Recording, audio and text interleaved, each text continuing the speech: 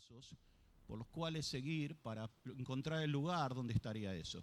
Y en un momento él llega hasta un abismo, se para así en la puerta, llegó hasta ese punto y había un precipicio enorme abajo, y del otro lado había una cueva, pero esa cueva estaba como a 20 metros. Y la instrucción decía, el paso de fe guiará al peregrino hacia la meta. Y él miraba y decía, el paso de fe, y miraba y había viento y había como 200, 300 metros abajo. Y en un momento cerró los ojos y hizo así. Había un puente de cristal.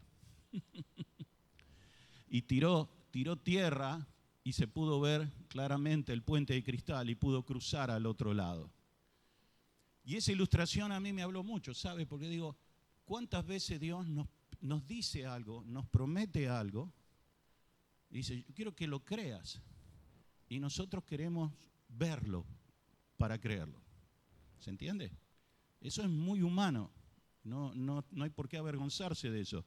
Usted imagínese que Jesús tuvo uno de los 12 discípulos que se llamaba Tomás. ¿Sabía?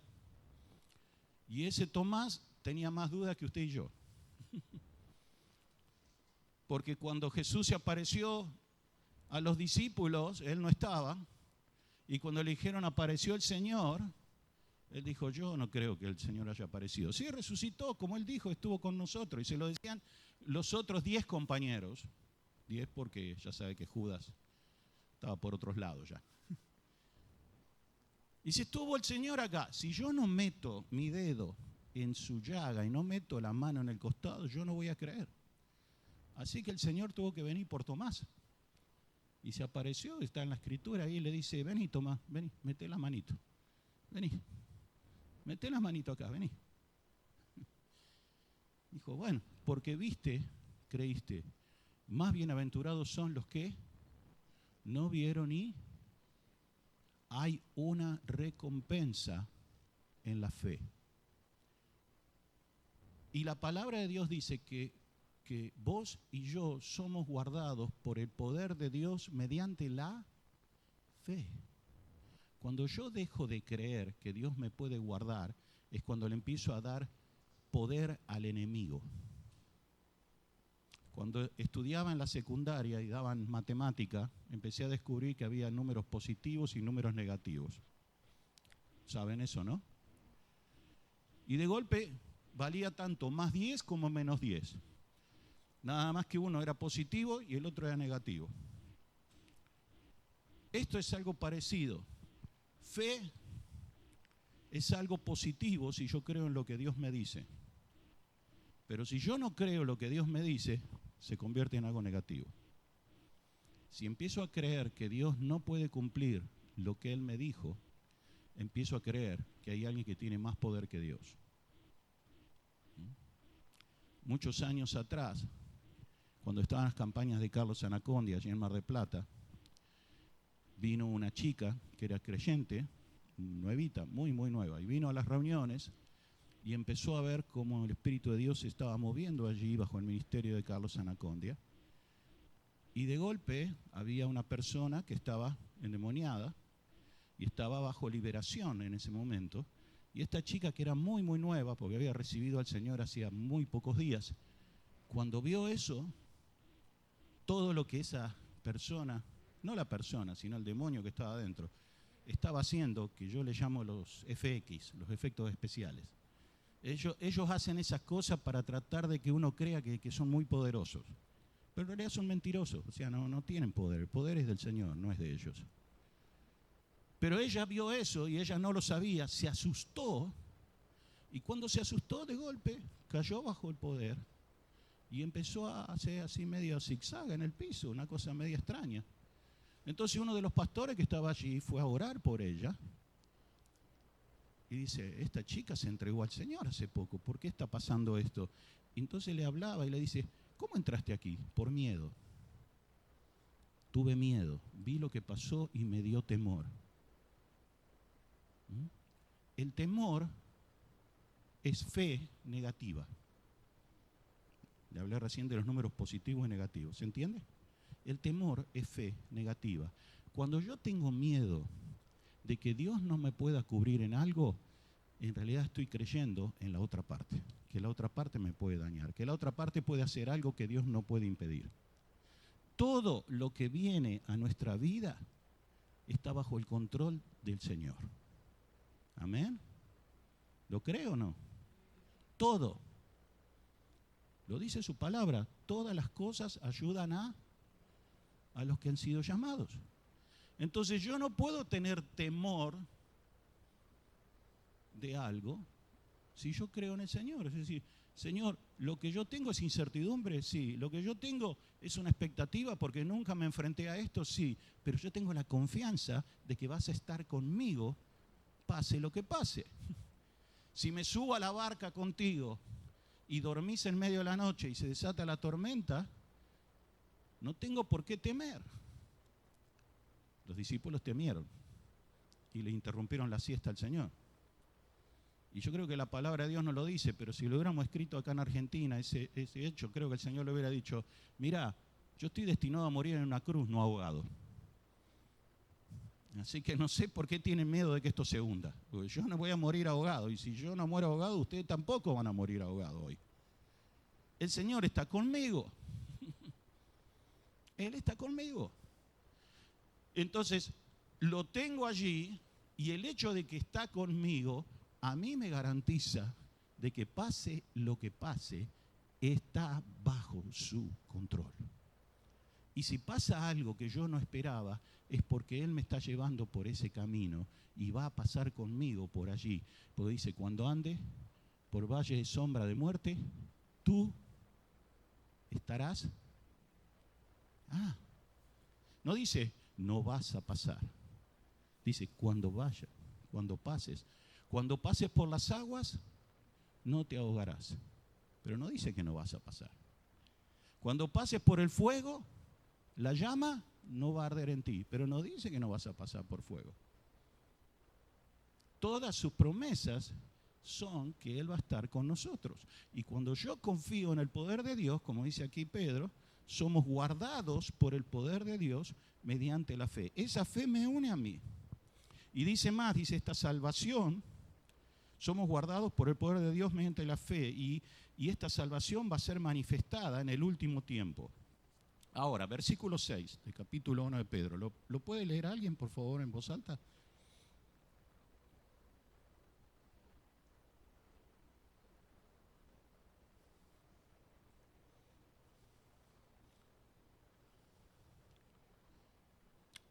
Aunque por un tiempo, y si es necesario, tengamos que ser afligidos en diversas pruebas.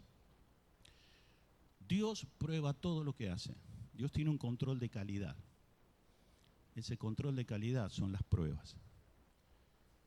Las pruebas vienen para ver si la obra y el mensaje están en el sentido correcto. Si yo creí con lo que Dios me dijo y si el Espíritu Santo está obrando conmigo, la prueba lo que va a revelar es la calidad del trabajo. Revela mi fe. Dios no necesita saber cuánta fe yo tengo, pero yo sí. Muchas veces nosotros tenemos un muy alto concepto de nosotros mismos, por eso la Escritura habla de eso y dice, ninguna tenga un muy alto concepto de sí mismo. A veces creemos que somos más fuertes de lo que realmente lo somos. Y la realidad es que tenemos esa forma de pensar porque todavía no hemos sido probados. Pero cuando una persona es probada, realmente ahí se da cuenta hasta dónde llega su fe. Cuando Pedro sale de la barca, ¿se acuerda el hecho? Sale basado y creyendo en la palabra que Jesús le dice. Él ve caminar a Jesús y dice, maestro, estás caminando sobre el agua. Así, ¿puedo ir? Di la palabra y voy. Jesús le dice, ven. Entonces, basado en la palabra de Jesús, él sale de la barquita y empieza a caminar. Ahora, cuando va caminando, en un momento deja de mirar al Señor y empieza a mirar las circunstancias. Y ese es el lugar donde caemos casi todos nosotros. Cuando yo me mantengo mirando al Señor y no a las circunstancias, no me hundo. Pero cuando empiezo a bajar la mirada del Señor y empiezo a mirar la realidad, entre comillas, a decir, ¿qué estoy haciendo? nadie camina sobre el agua. Acá hay mucha agua, acá hay mucho viento. La tormenta se está poniendo mal.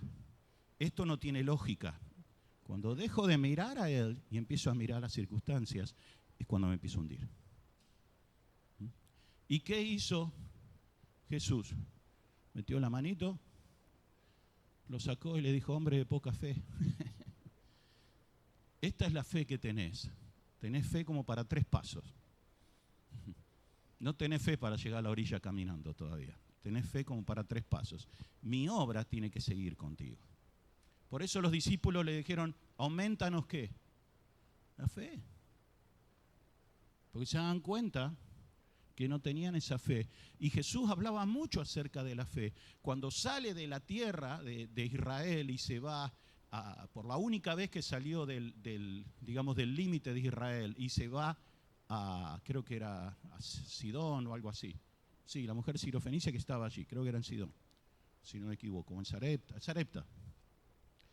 Y viene esta mujer que no era hebrea y le dice, tengo una hija endemoniada y yo sé que tú puedes y qué sé yo, y le dice, el pan es para los hijos, o sea, yo estoy predicando a los hebreos. No es lícito dar el pan de los hijos a los perros. Epa, fuerte, ¿no? El Señor. Si algún pastor nos dijera eso ahora, no sé cuántos miembros quedan en la iglesia. Somos las iglesias de cristal ahora, no podemos hablar muy fuerte porque si viene Jesús y uno dice, Señor, no, ¿vos te congregás acá? No, este es pan para los hijos, no para los perros. Guarda. ¿Y qué le dijo la mujer? Sí, pero hasta los perros comen las migas que caen. Y Jesús le dijo, grande su fe. No era el tiempo para los gentiles todavía. No estaba abierto el evangelio, pero por la fe vas a recibir, aunque estás fuera de tiempo. La fe hace esas cosas. La fe en el mundo espiritual es una sustancia creativa. La Escritura dice que por la fe fueron constituidas las cosas, el universo y todo lo que existe, por la fe.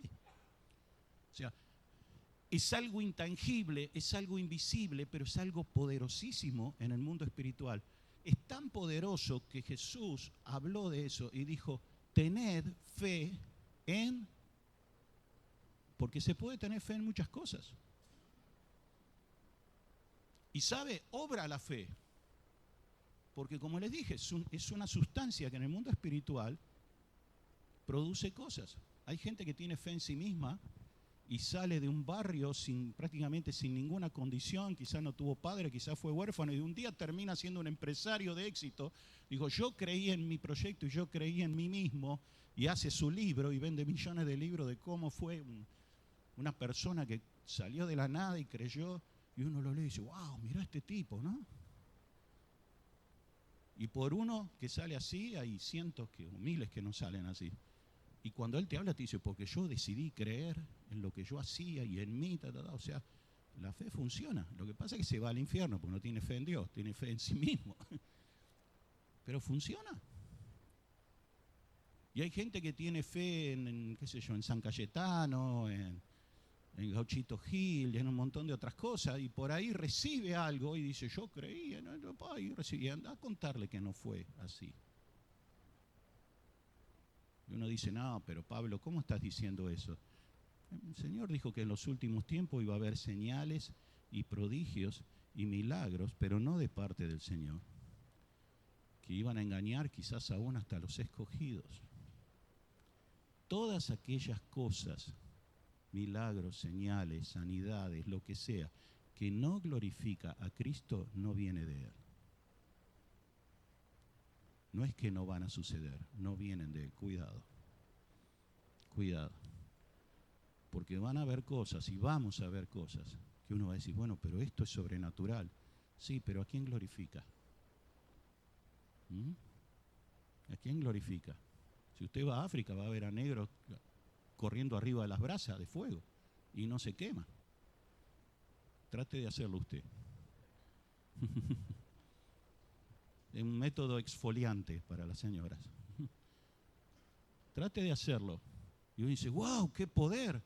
Sí, pero el poder ¿a quién glorifica? Porque hay un poder que es para salvación. Hay una fe que es para salvación. No todo lo que creemos conduce a salvación.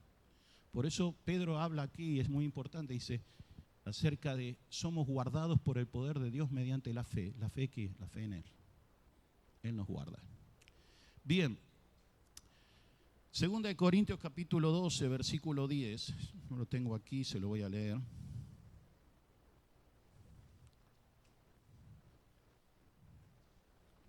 Dice, por lo cual, habla Pablo, por amor a Cristo me gozo en las debilidades, en afrentas, en necesidades, en persecuciones, en angustias. ¿Por qué? Porque cuando soy débil, entonces soy fuerte. Nosotros tenemos fortalezas dentro nuestro, cada uno según su personalidad, tenemos áreas fuertes.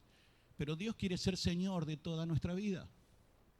Y Dios dice, está todo bien, pero yo quiero ser el que maneje tu vida. Yo quiero conformarte a la imagen de Jesús.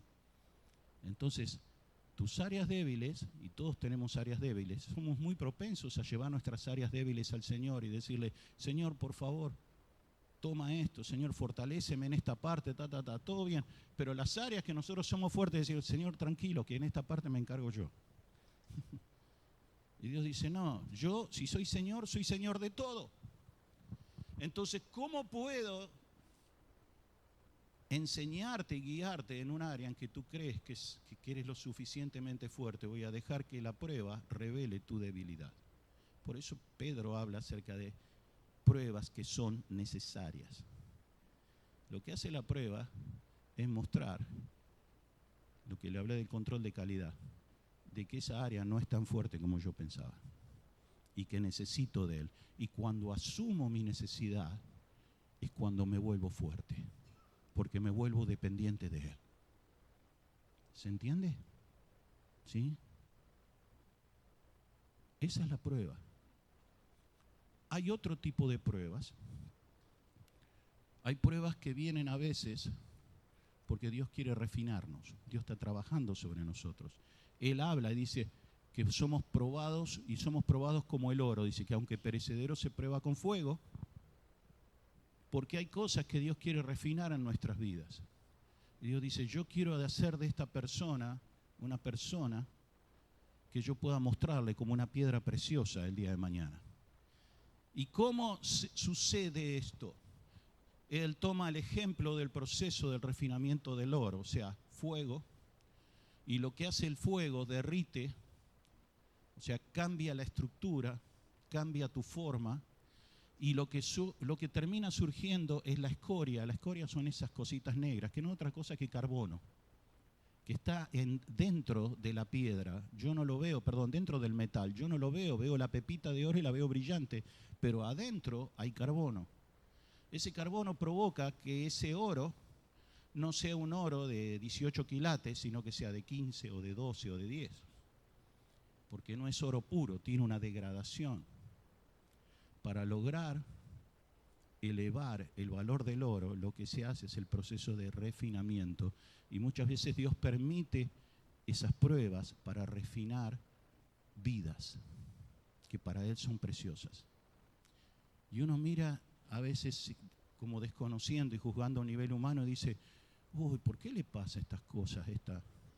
Siempre están con pruebas, ¿no? Y empieza a hacerse las preguntas, no falta el que dice, y algo habrá. Veo que el barrio es así, ¿no? Algo habrá por el cual le pasan todas estas cosas. No, Dios está refinando su vida. Está haciendo algo precioso de esa persona.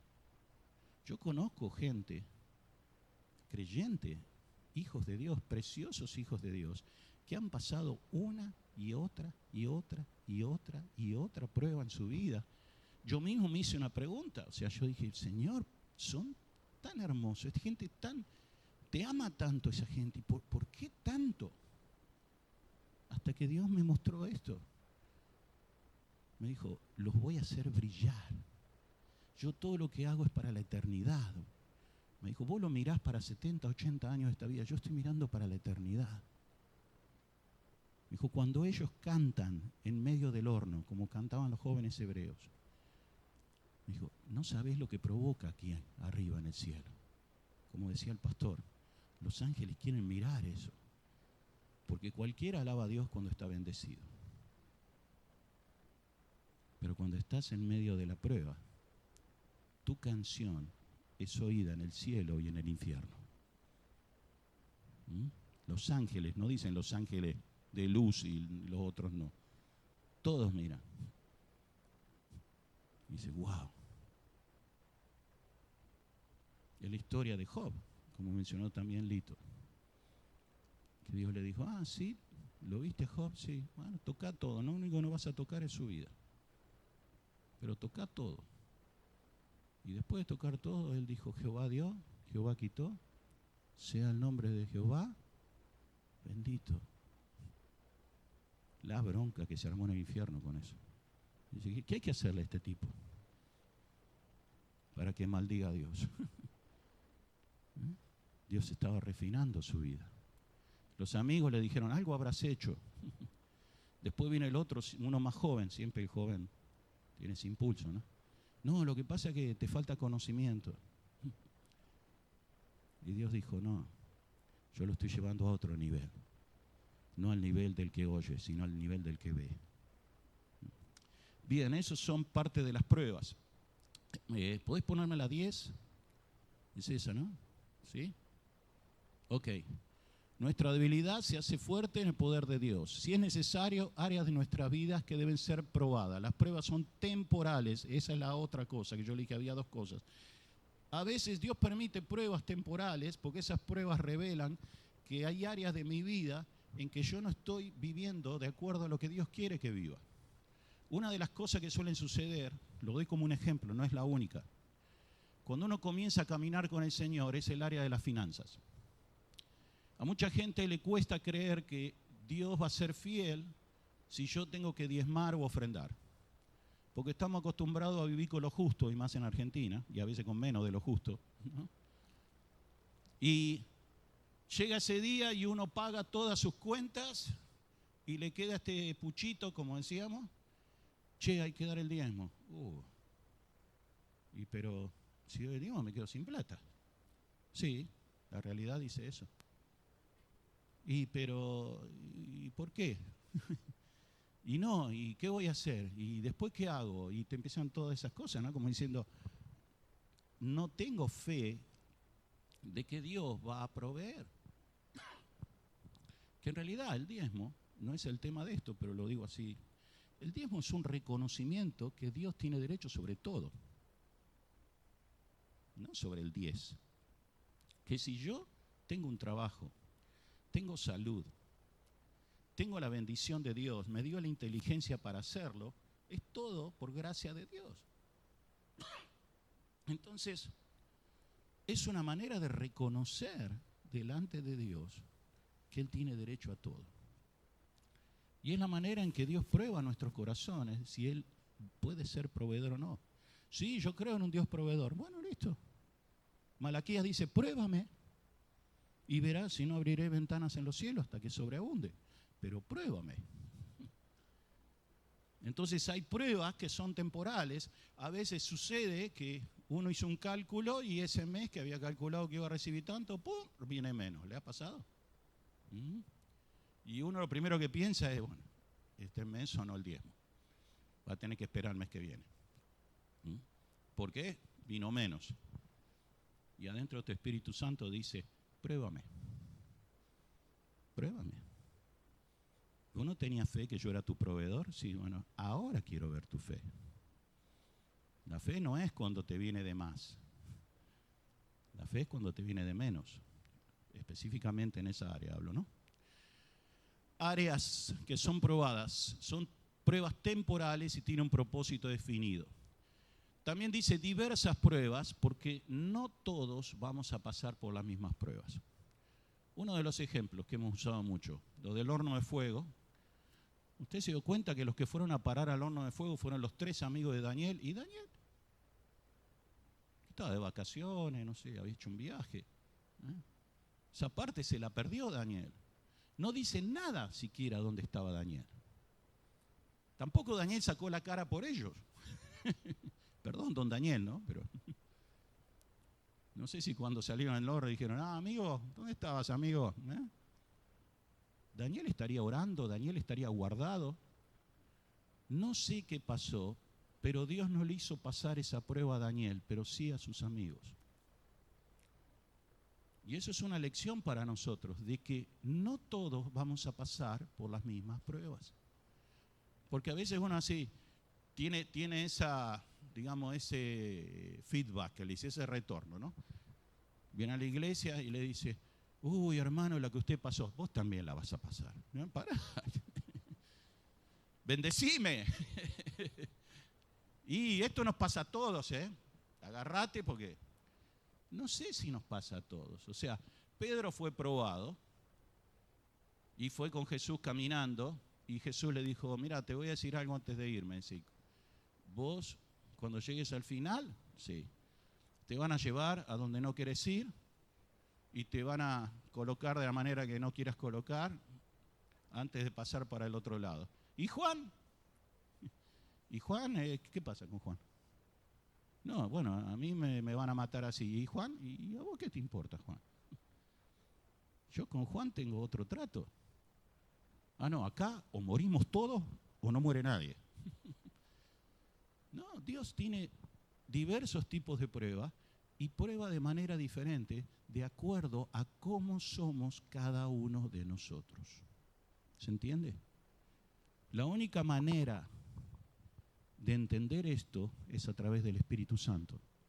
Que el Espíritu Santo revele que eso fue hecho para mí. Esa prueba fue hecha para mí. Y es un trato personal de Dios en el cual está trabajando en mi vida.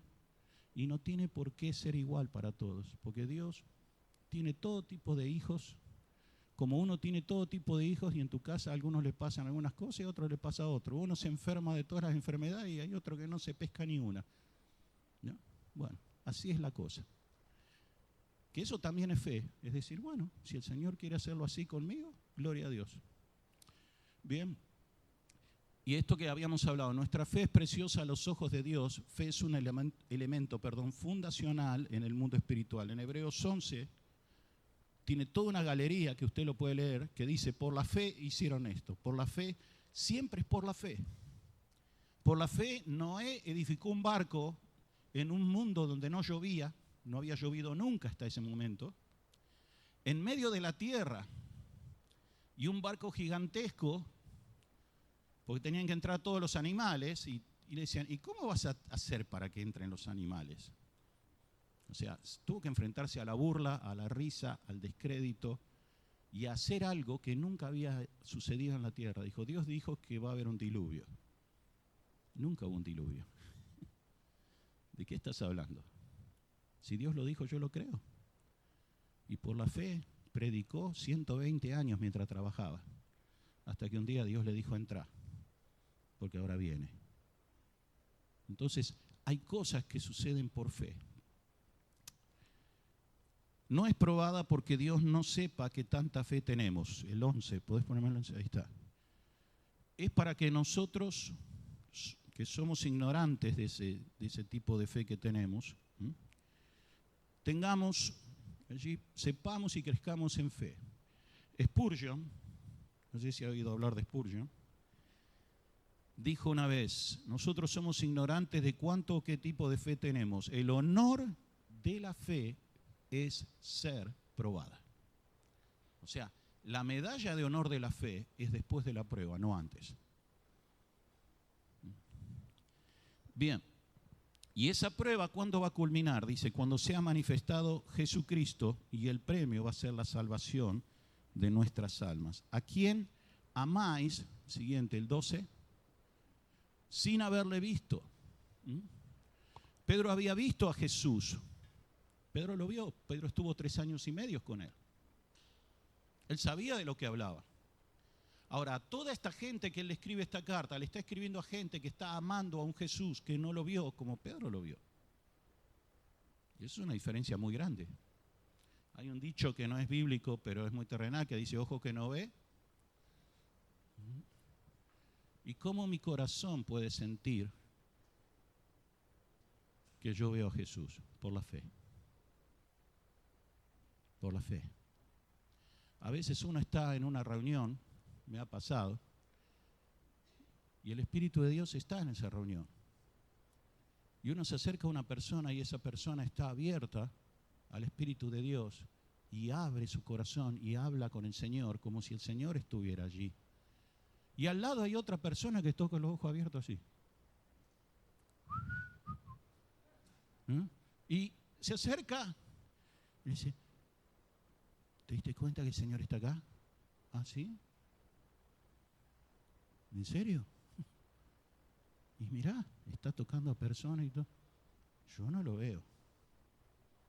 O sea, puede pasar entre la multitud y algunos lo ven y otros no lo ven. ¿Por qué? Porque lo vemos por la fe. Cuando yo decido creer,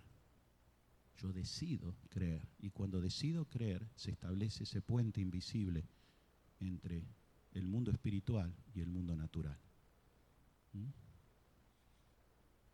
¿Se entiende lo que digo, no? O sea, la presencia de Dios comienza por fe. Cuando dice, el Señor está aquí, yo cierro mis ojos y decido creerlo. Y cuando yo decido creerlo, el puente se establece. Y cuando se establece el puente, su presencia viene. Y es así como fue. Pedro dijo, ustedes lo aman sin haberlo visto. Él estaba escribiendo a gente de fe, no a inconversos.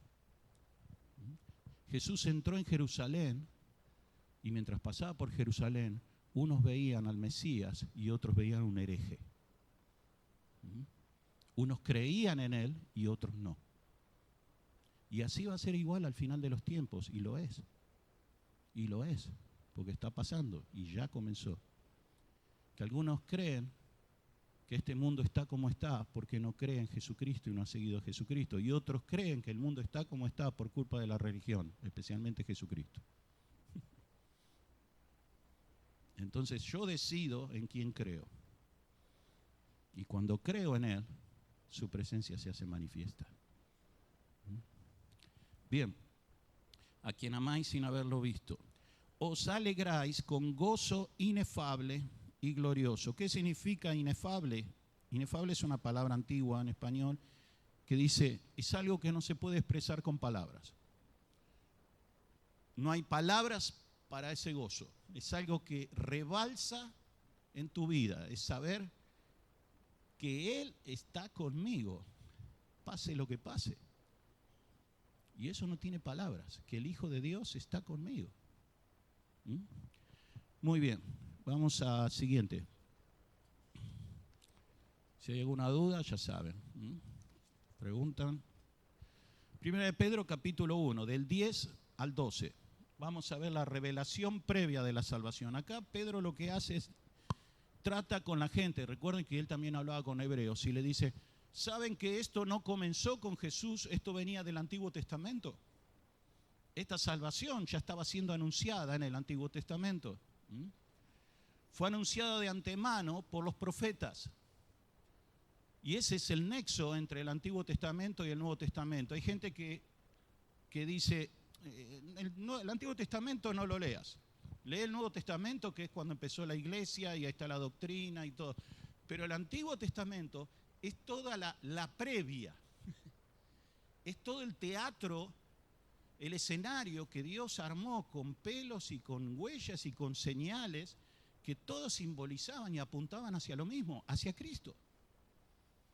Y anunciaban el camino hacia Cristo, al punto tal que cuando en el monte Sinaí Dios le muestra a Moisés y le dice, mira, este es el modelo en el cielo, quiero que hagas algo igual acá en la tierra. ¿Edifica qué? Un tabernáculo. Y el tabernáculo usted se paraba en la entrada y tenía forma ¿de qué? De cruz. Para llegar al último lugar, que era el arca, donde estaba la presencia de Dios, tenías que pasar por la cruz. No podías entrar por otro lado. Había una sola entrada, y esa entrada era a través del altar de sacrificio, o sea, del perdón de pecados, de la sangre derramada de un cordero, que limpiaba mis pecados, no puedo entrar a su presencia si mis pecados no están perdonados. Eso es lo que Dios dice. No hay manera. El acceso a su presencia es para aquellos que tienen sus pecados perdonados. ¿Cuándo han sido perdonados nuestros pecados? Cuando recibimos a Jesús en nuestro corazón. Amén. Así que tenemos, como dice la Escritura, tenemos un libre acceso. Pero es por la sangre de Cristo. Y después venía el altar de bronce, el lavacro o la fuente de bronce, perdón, no el altar, fuente de bronce, que dice Pablo que ese es el lavamiento por la palabra. O sea, una vez que hemos sido limpiados por la sangre, Dios nos empieza a limpiar con su palabra. Nos empieza a enseñar, como estamos aprendiendo hoy, esto sí, esto no. Es por acá, no es por acá. Y después llegabas al lugar santo y te encontrabas con el travesaño de la cruz, ¿no? El candelabro, la mesa de los panes y el altar de incienso de adoración. Y cada cosa tenía su significado. La mesa de los panes eran los panes que eran hechos y eran presentados en la presencia de Dios. Estaban 7 días allí y cuando llegaba el 7º día sacaban esos panes, ponían otros panes y esos panes eran alimento de los sacerdotes. El significado que tiene es que eso es la palabra revelada, lo que en el Nuevo Testamento se llama rema. Era el pan de los sacerdotes. En el Antiguo Testamento lo comían los levitas. En el Nuevo Testamento es para todos nosotros. No es el pan común, es el pan que estuvo en la presencia de Dios. A la izquierda tenías el candelabro de los 7 brazos, que simboliza la luz del Espíritu Santo. Y en el medio tenías el altar de incienso, que es el altar de adoración, el cual era previo a la entrada de la presencia de Dios. No puedes entrar a su presencia sin adoración, sin incienso. Tiene que subir. Lo que hacía el sacerdote era tomar las brasas del altar y ponía incienso en un incensario y comenzaba a mecerlo. Y esa nube llenaba el lugar y empezaba a entrar por debajo del velo y llenaba el lugar donde estaba el arca de la presencia de Dios. Y lo que hacía era rodear la luz, la Shekinah, que era la luz de la presencia manifestada de Dios. La rodeaba con el humo de la adoración. ¿Para qué? Para 2 razones. Una, para el resplandor de su gloria. Como dice, Él es el resplandor de su gloria y la imagen misma de su sustancia. Y la segunda cosa es para atenuar, porque esa luz era una luz que penetraba hasta el fondo. Dios es luz. Y si lo ve, dice, wow, en el Antiguo Testamento ya estaba revelado el plan de salvación. Con un cordero, con todo eran señales. Bueno, Pedro dice, esto fue anunciado por los profetas, pero fue anunciado por revelación profética. O sea, ellos lo anunciaban, pero no era para su tiempo. Isaías empieza a hablar en un momento, si ha tenido presente esa escritura, y dice, y tú, Belén, pequeña aldea, eres entre Judá, pero sobre ti va a resplandecer la luz, porque de allí va a salir el Salvador. 650 años antes. O sea, no lo estaba anunciando para su tiempo, pero estaba anunciando un Salvador. Lo anunciaba proféticamente. Esos profetas eran llevados, espiritualmente hablando, a través de la fe, a un monte, y eso en el seminario teológico le llaman la visión telescópica de los profetas. ¿Vio los telescopios de antes, estos que se abrían? Entonces uno hacía así y miraba por ahí. Si ha visto una peli de piratas, sabe de lo que hablo, ¿no? Y miraban con esos así, y cuando lo miraban parecía que estaba acá. Entonces hablaban como si estuviera acá. Decían, ya pronto sucede, y daban los detalles y todo. Pero estaban en un monte, y hasta que desde ese monte bajaban por el valle y subían al monte donde eso estaba sucediendo, llevaba un tiempo. Y esa es la visión profética. Y los profetas del Antiguo Testamento señalaron muchas cosas que han pasado y pasan y pasarán en nuestro tiempo. Es muy interesante ver eso. En el libro de Daniel está lleno de referencias a cosas que pasan y pasarán en nuestro tiempo. Y Dios se lo dejó ver 2000 y pico de años, 3000 atrás. Bien, seguimos. Ellos investigaron sobre la gracia destinada a nosotros. Ellos vivían el tiempo de la ley. Por ejemplo, es muy importante el caso de David. David, el rey David, él vivía en el tiempo de la ley, el tiempo de la ley de Moisés, que la ley que Dios había dado para ese tiempo, y era lo que estaba vigente. Decía, el que espada mata, espada. Y David mandó a matar al marido de Betsabé. Y Dios envió un profeta que descubrió lo que él hizo. Y él dijo, sí, tenés razón, yo hice eso. Lo reconoció. La ley decía, bueno, tenés que morir, porque vos lo mandaste a morir.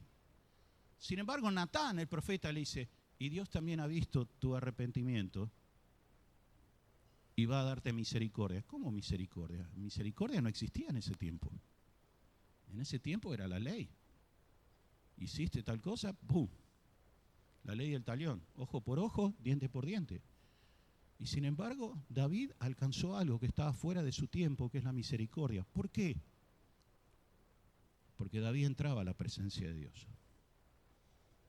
Y cuando uno entra en la presencia de Dios, tiene revelación. Y a él le fue revelado que Dios es un Dios de misericordia. Por eso él pudo creer en esa misericordia. Saúl no pudo creer en la misericordia de Dios. Saúl, cuando se dio cuenta que se había equivocado toda su vida, había cometido un error y el término de su reinado llegaba al fin, ¿qué hizo? Se suicidó. No hubo arrepentimiento, no dice allí que él se arrepintió. No fue y pidió perdón. Pero David sí, ¿por qué? Porque David entraba en un lugar donde Saúl no entraba. David entraba a un lugar donde Dios le hablaba. Saúl tuvo que terminar preguntándole a divinas, tratando de entrar en el mundo espiritual por la ventana y no por la puerta, para saber qué Dios pensaba hacer con él. Toda esa gente tuvo revelación de Dios en el Antiguo Testamento y todo apuntaba a nuestro tiempo. Supieron de la gracia. Por eso Jesús dice que el menor en el reino de los cielos es mayor que el mayor en el reino de la ley. Dijo, ¿vieron Juan el Bautista? Sí. ¿Vieron qué tremendo profeta? Sí. No ha habido otro profeta como él. O sea, cuando hagan el historial en el cielo y el listado de los profetas, Juan el Bautista está por encima de Isaías, de Jeremías, de todos esos. Nunca escribió un libro. No hay ninguna profecía, hay algunas palabras nomás grabadas de Juan el Bautista. Y sin embargo Jesús dijo, es el más grande de aquella etapa, pero es el más pequeño de esta, porque ustedes han entrado a la revelación completa que es la gracia. Que es por gracia, que Dios tiene misericordia de quien tiene misericordia. Y que si estás aquí es por gracia, puramente por gracia. Bien, vamos, ya nos queda poquito. La gracia fue derramada para que la iglesia existiera. Efesios capítulo 3, versículo 4 y 6. Vamos allí. Efesios 3, versículos 4 y 6. Dice, Pablo habla y dice, leyendo lo cual podéis entender cuál sea mi conocimiento en el misterio de Cristo. Un misterio que en otras generaciones, o sea, en el pasado, en el Antiguo Testamento, no se dio a conocer a los hijos de los hombres, como ahora, en el Nuevo Pacto, es revelado a sus santos, apóstoles y profetas por el Espíritu. Que los gentiles, o sea, tú y yo, que no somos judíos, somos coherederos y miembros del mismo cuerpo y copartícipes de la promesa en Cristo Jesús por medio del Evangelio. La gracia fue derramada para que la iglesia pudiera existir. Por la ley nosotros estábamos afuera. Por la ley Moisés recibió de Dios y le dijo, los que son de Dios son los hijos de Abraham. El resto es el relleno. Pero cuando vino Cristo, Cristo dijo, estos también son hijos. ¿Por la ley? No, por la gracia. Por eso cuando Pablo empieza a evangelizar, los creyentes judíos empiezan a mosquear, como decimos nosotros, diciendo, Pero, escúchame, ¿se circuncidaron? ¿Se aprendieron el Pentateuco? ¿Eh? ¿Respetan el Shabbat? ¿Andan con la toga con las tiritas, los tzitzit, esto que cuelgan? Esta semana leí algo interesante de eso. ¿Usted ha escuchado la frase que usamos nosotros, se te ve la hilacha? ¿Mostraste la hilacha? ¿Sabe de dónde viene eso? Nació en España. Cuando en 1492 querían forzar a los judíos a cristianizarse, o los mataban o los expulsaban, entonces los judíos hacían como que eran católicos, pero se ponían el talit, el manto por abajo, para rezar, mientras estaban en las iglesias católicas y rezaban en hebreo, en silencio. Pero de vez en cuando ese manto que tiene unos hilitos se le asomaba por abajo y le decía, mostraste la hilacha. No sos católico, sos hebreo. Interesante. Es un dato más, para que se divierta un poco y no se me aburre. La gracia fue derramada para eso, para existir. Y la esencia y razón de la vida y la inmortalidad de los creyentes. ¿Sabe? Los hebreos decían, cuando uno muere va al Seol. Y no hablaban del Seol como un lugar agradable. Decían, vas a hacer bajar mis huesos con dolor al Seol. ¿Ha leído eso o no? Bueno, me miran todo como vaca mirando al tren. Así. ¿No? Hablaban del Seol, no hablaban del paraíso, no hablaban de estar... Cuando Jesús vino, dijo, no van al Seol, van al seno de Abraham. Ellos van al seno de Abraham, hay un lugar allí, el pecho de Abraham es un lugar en el cielo donde los judíos creyentes van y están con él. ¿Hasta qué? Hasta que llegue el día de las bodas del Cordero y entramos todos. Pero nosotros nos empezó a hablar de una resurrección. Ellos no tenían resurrección. Por eso cuando Jesús empieza a hablar en la resurrección, los fariseos sí creían en la resurrección, porque prestaban atención a lo que los profetas habían revelado. Y los saduceos no creían en la resurrección. Y Anás y Caifás, que son los que condenaron a Jesús, eran saduceos. Por eso los condenaron con tantas ganas. Porque él dijo, yo soy la resurrección y la vida. El que cree en mí, aunque esté muerto, ¡pum!, le pegó en medio de la escuela teológica a los saduceos ahí. Segunda de Timoteo capítulo 1, versículos 8 al 10.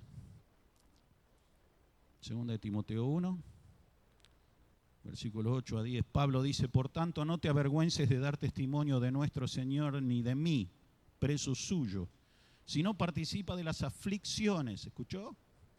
Por eso es la que habla de sufrimiento. Participa de las aflicciones por el Evangelio, según el poder de Dios, quien nos salvó y llamó con llamamiento santo, no conforme a nuestras obras, no es por ley, no conforme, sino según al propósito suyo y la gracia que nos fue dada en Cristo Jesús. ¿Cuándo? Antes de los tiempos de los siglos, pero que ahora se manifestó. O sea, eso ya estaba antes del Antiguo Testamento, antes de la ley, y se manifestó cuando vino Cristo, por eso ya estaba preparado. Por eso se lo reveló proféticamente.